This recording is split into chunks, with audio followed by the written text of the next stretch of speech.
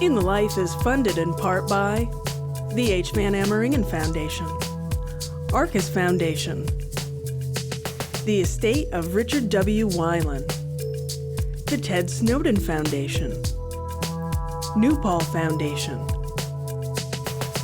and these funders.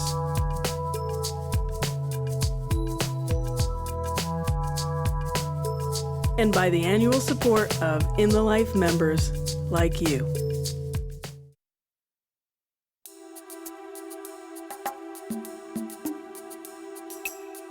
Every civil rights movement needs leaders to create change, and the LGBT movement is no exception. How do people become leaders? Are leaders born or chosen? What can leaders do to inspire, inform, and engage others? Tonight, on In the Life, documenting the people and the issues shaping the gay experience. Profiles in leadership, making strides toward LGBT equality. From the church pulpit, to the halls of Congress, to the stages of Broadway, we look at individuals making a difference.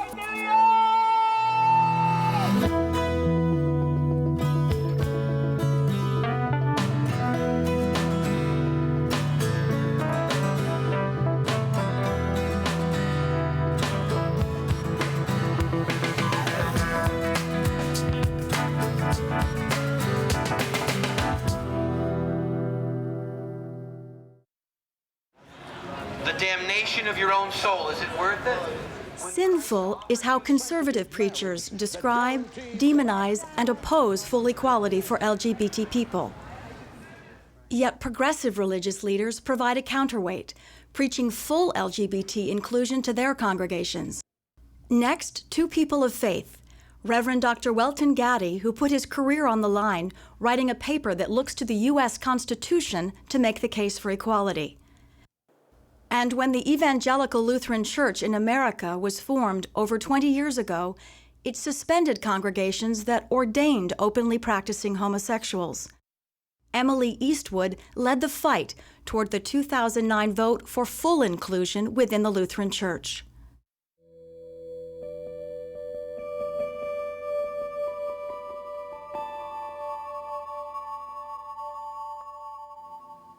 I'm an organizer. I think if I had to say anything, that's about who I am. Emily is really looked at as the elder stateswoman of the whole LGBT-faith movement. When Emily speaks, people listen. I'm an organizer in the same way that Christ was an organizer. Christ wandered the countryside of Galilee, gathering up people from unlikely places to spread the good news of healing to the biggest outcast of society of the day. She is a determined person, and she is one who is deeply committed to her Christian faith, and she is also one who believes that that faith should work itself out in working for justice and fairness for people. Emily Eastwood is just inspiring. She is such an example for me of what it means to really love the people you're working with, even when you disagree with them. I grew up in Houston, Texas. I like to say I'm a genetic Lutheran. My mom was a full-blood Swede, and my dad came from a good neighborhood. And in my family, church and family were exactly the same thing. I stayed in the closet in college. I decided to go to seminary, also in the closet, and I was outed in my first year. I chose discretion as the better part of valor and did not pursue further pastoral education after I was outed. My family had rejected me, believing that homosexuality, my father said, was the most heinous sin that there was. I was away from the church for probably 3 years, and then there was a Lutheran church in St. Paul that would welcome me as an openly lesbian person. And I had stopped going to church altogether. So I walked in there on Ash Wednesday of 1983. And down toward the front, there was a woman with short hair and sensible shoes. And I thought, short hair, sensible shoes, might be one. So I walked down and sat a discreet distance away from her. And I began to look through the bulletin. And in the bulletin was the welcoming statement. And down at the bottom it says, gays and lesbians, their friends and family. And at that moment, I started to cry.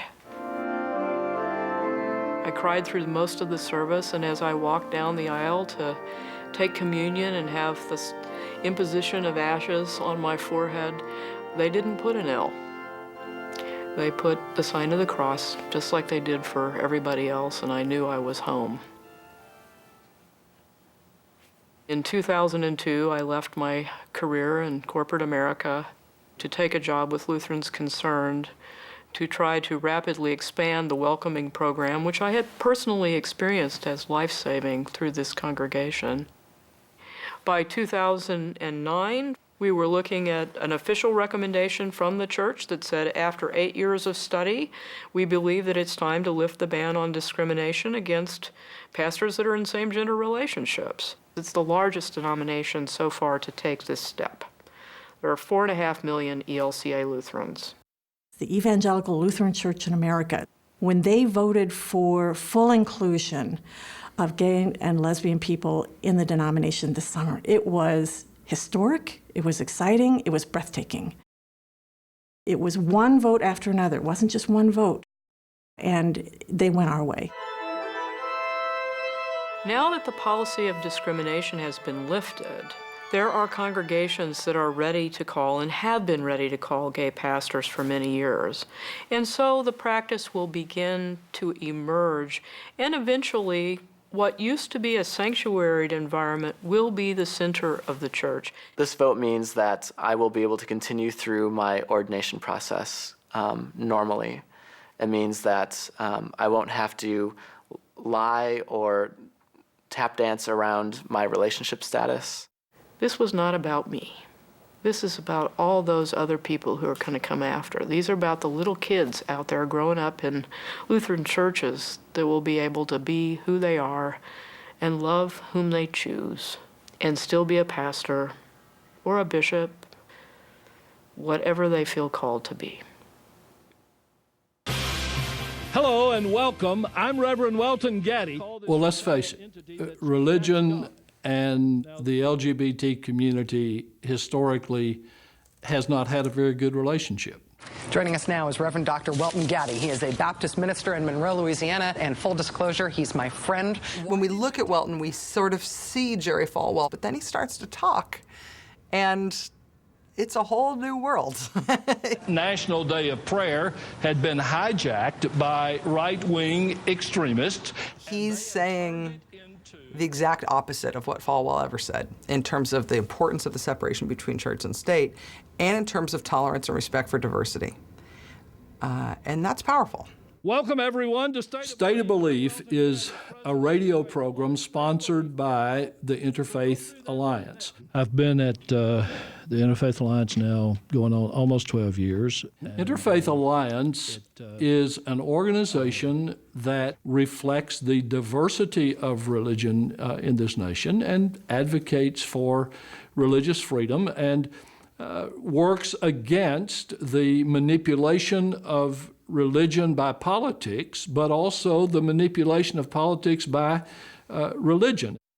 When Welton did the Interfaith Alliance paper on same-sex marriage, he subtitled it A Call to Quiet Conversations and Public Debates. Welton's point is that religion and the state must be separate, both for the health of the government and for the health of religion. To oversimplify grossly, one, it had to do with the nature of marriage, which in the United States is a legal issue, not a religious issue. And it had to do with whether or not religious institutions have the right to either deny marriage to someone or engage in facilitating marriage because of the faith tradition. One of the points that Welton makes, and I think it's powerful coming from a minister, is that he says that Listen, every religious faith has its own ideas about marriage. Every religious faith also has its own ideas about divorce. The government grants divorces given the circumstances of a particular relationship. And the government does not try to please any religious institutions in the decision it makes about divorces. Right now, there are a lot of religious traditions that say that divorce is totally verboten, but we go to the government to get divorced. We don't go to the church to get divorced in the same way. And that sort of point, sort of calling us out on our principles about how we let religion and government handle different issues because they're good at handling different issues for the way we get along as a society and a country, I think is basic and interesting. And so that's why fine to have a discussion about the Bible, but when we're dealing with a legal matter, whether it's same-gender marriage or many of the other issues that are controversial in our nation, let's start with the Constitution, which is the same document that gives us the religious freedom to say yes or no as religious people. And I want everybody in this nation, whether they embrace faith or not, to have the rights that are offered by the Constitution, regardless of their position on a particular religious issue. One trait of authentic religion is freedom. And so I won't ever try to drag a person kicking and screaming into a religious confession or a religious devotion. But I will say to everybody, the door's open, and you can be a religious person and be who you are.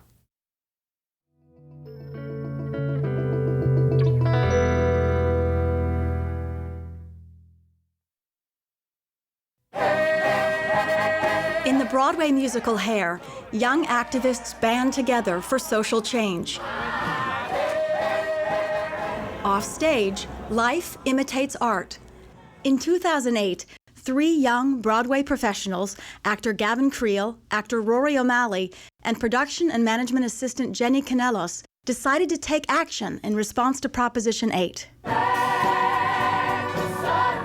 Inspiring the Broadway community to raise their voice for equality, they organized Broadway Impact. Their approach? Keep it simple and fun, and with a singular focus: marriage equality in New York State. I want our industry, I want the Broadway industry to be in the history books. I want Broadway Impact to be in history books, that we were there and we were part of it. You know, that's where we came with the Broadway Impact. This is what Broadway's impact on this movement and hopefully other movements in the future. What our website hopes to do is take all the information that's out there on all these other websites and everything and boil it down to one video or one action. One thing. One action.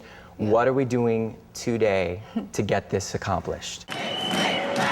With the motto, action equals equality, Broadway Impact has inspired thousands of new activists in New York. As a resident of New York City, I'm hopeful that It started with a letter-writing campaign that delivered 3,000 letters to the New York State Senate. I thought, well, I have a lot of friends in different Broadway shows, like why don't we go to each company of a show and say, hey, can you everyone write a letter? And that would be like 40 letters, say, per company. If you want a law changed, you gotta knock on that door every day. You gotta send an email, make a phone call, write a letter. You gotta annoy these people.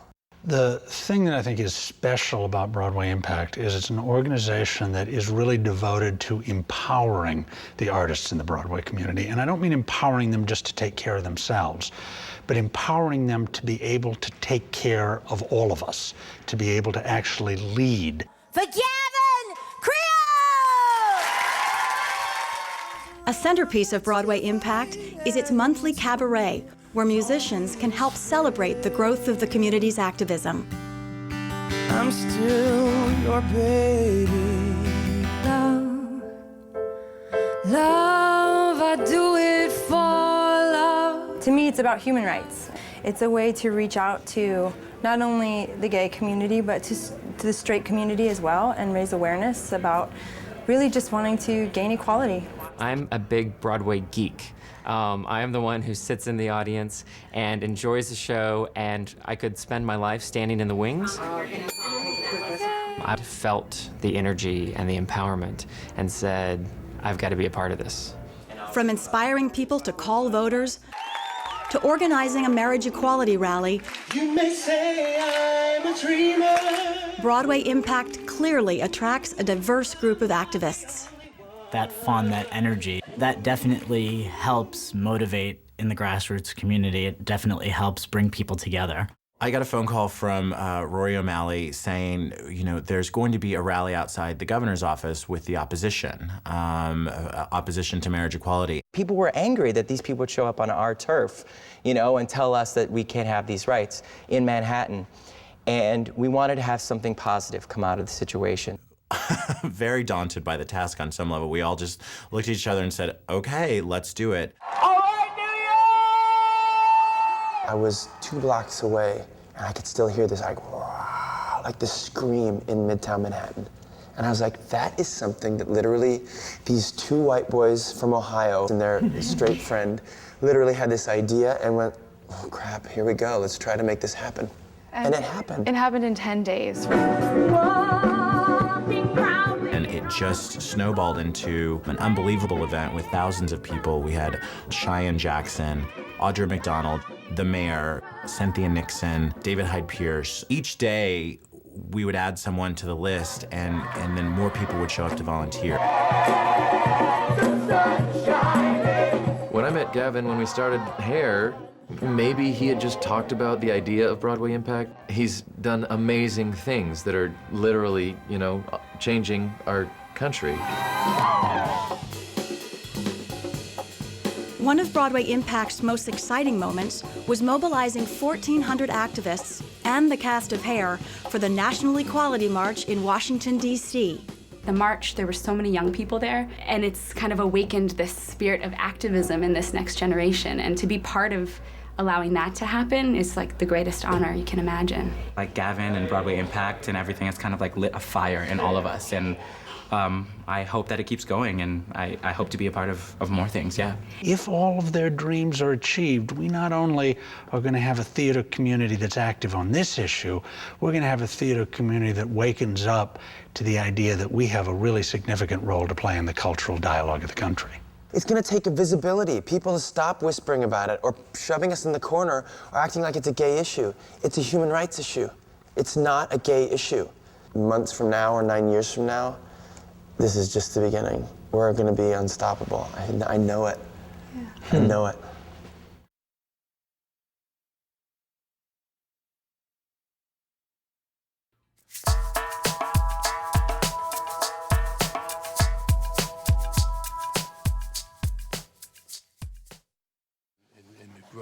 Since 1981, Barney Frank has been representing Massachusetts' 4th Congressional District.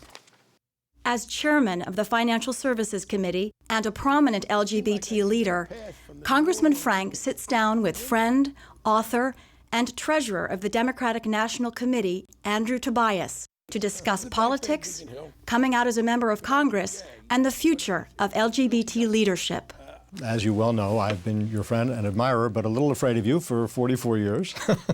And you've heard me tell this story a million times, but I thought I was the only person wired the way I was in the whole college and probably the whole world. I think it wasn't until junior year, maybe even senior year, I kind of noticed that you were looking at the same guys I was looking at. I said, oh my, there is somebody else. I wasn't sure I could make it out of college in the world. Did you have those feelings that you just couldn't imagine where your I did. career It's would go? interesting. I realized I was gay when I was 13, which was 1953. A year after I realized I was gay, Dwight Eisenhower, who was not a vicious guy, sort of a mainstream conservative, promulgated an executive order that said those of us who were homosexuals, or whatever phrase they used, perverts was actually the one they most used, couldn't get a security clearance. He was my government. I'm 14 years old, and my government has just announced that I am an unreliable person. I can't be trusted with any information important to the government. At the time, I was also aware of the inhibition that came from being Jewish, because anti-Semitism was still a factor. So I had always been interested in politics. It did become clear to me that I couldn't have a political career. So that's why instead of going to law school when I graduated from college, I had decided I went on to graduate school to get a graduate thesis and to teach in the academic world. And you were just chaste, right? I mean, yeah, no, I was afraid to tell anyone that I was gay. So, yeah, I just avoided sexual activity because I was afraid to reveal myself. Because in 1968, in January, I became the chief assistant to the mayor of Boston, and I had a particular portfolio for liberal issues, race and environment, women's rights. I was desperately eager to find a gay rights movement in Boston, both because I wanted to help and because, Frank, I thought this was a way that I could meet other gay men. Having still never told anyone that you were gay. I wrestled with it and said, well, I don't have the courage to acknowledge to people that I am gay, but I will never participate in perpetuating the hypocrisy of being anti-gay. This is the difference between a closeted Democrat and a closeted Republican. Well, that's exactly right. Very, very well put. When did you think you could? When did it occur to you that you would be in front of the camera running for office? I made the decision. This is now in June of '71. I'm making the conscious decision. I'm going to be in politics, not in academia, but it's as an aid to other people. And a couple of friends of mine called me and said, "You should run." And I said, gee, I can't be a candidate. And they said, well, maybe not in a normal place, but this is the Massachusetts. This is the Back Bay in Beacon Hill.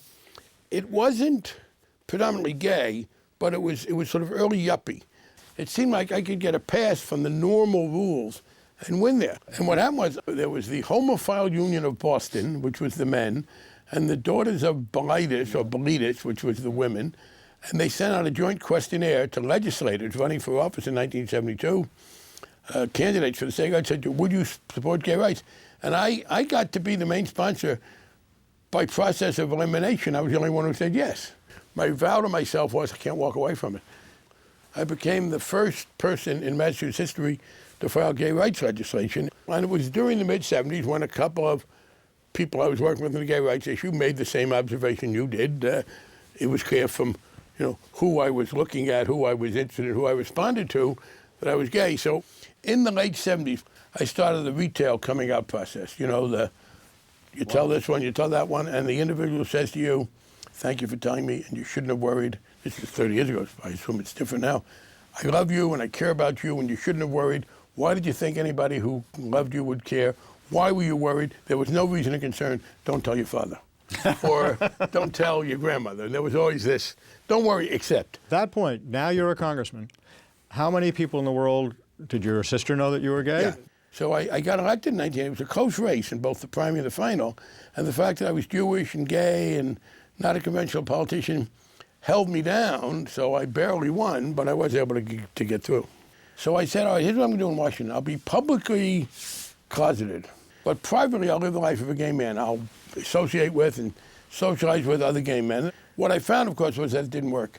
You cannot be somewhat prominent, as you are automatically as a member of Congress, even as a freshman, and then have a normal social life as a gay man. At one point in 1986, a gay Republican former congressman who'd been one of these closeted anti-gay conservatives, Bob Bauman, wrote a book, and he repented of his anti-gay activity. And in the book, he outed me. And I went to Tip O'Neill and said, I want you to know that there's a book out that says that I'm gay. And he said, oh, Barney, don't be listening to that BS. I mean, they've always spreading those rumors about us. Who cares? I said, well, the palm tip is that it's true. And he sort of recoiled, not personally, and said, oh, Barney, I'm so sad. I thought you were going to be the first Jewish speaker, which was very flattering. He then went back to his office and told Chris Matthews, who was then his press secretary of MSNBC, we better get ready for dealing with the press. They tell me Barney Frank's going to come out of the room. Come out of the room, not the closet. They figured exactly they didn't know what the hell he was talking about until they sussed out that he meant the closet. So will you ever be the first Jewish Speaker of the House? The problem with being the Speaker is other members have to vote for you. We're not yet at the point in American politics where people from Southern and Mountain and other states, conservative parts of the country, could vote for an openly gay speaker and survive. I was a closeted member of Congress for 7 years. Being a closeted member of Congress is no way to live. Every human being has emotional and physical needs, and if you deny them, I think they make it worse. Being openly gay, being able to bring my partner Jim to the White House and have him as, part of the congressional caucus, it's a great feeling.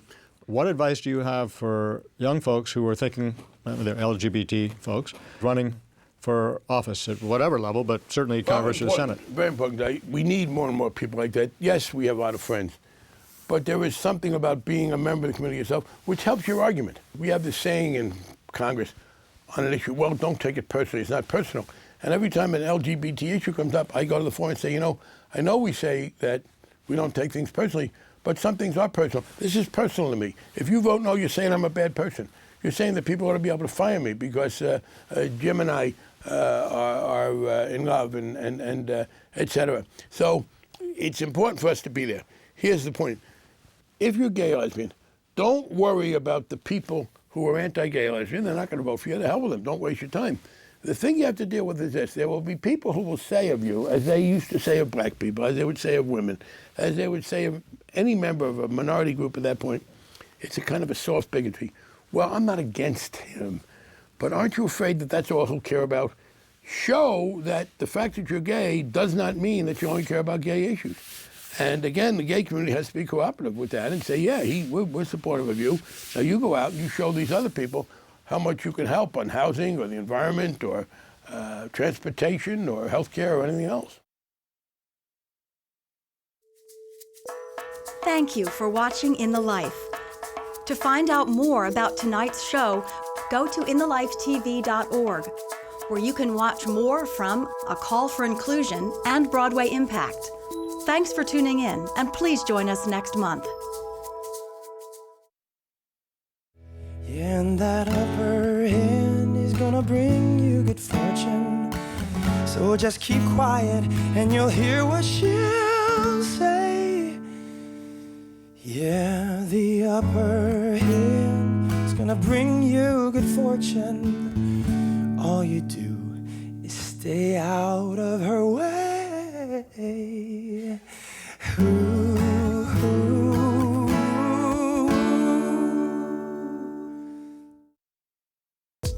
In the Life is funded in part by the H. Van Ameringen Foundation, Arcus Foundation, the estate of Richard W. Weiland, the Ted Snowden Foundation, New Paul Foundation,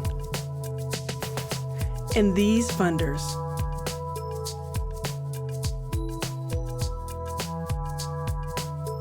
And by the annual support of In the Life members like you.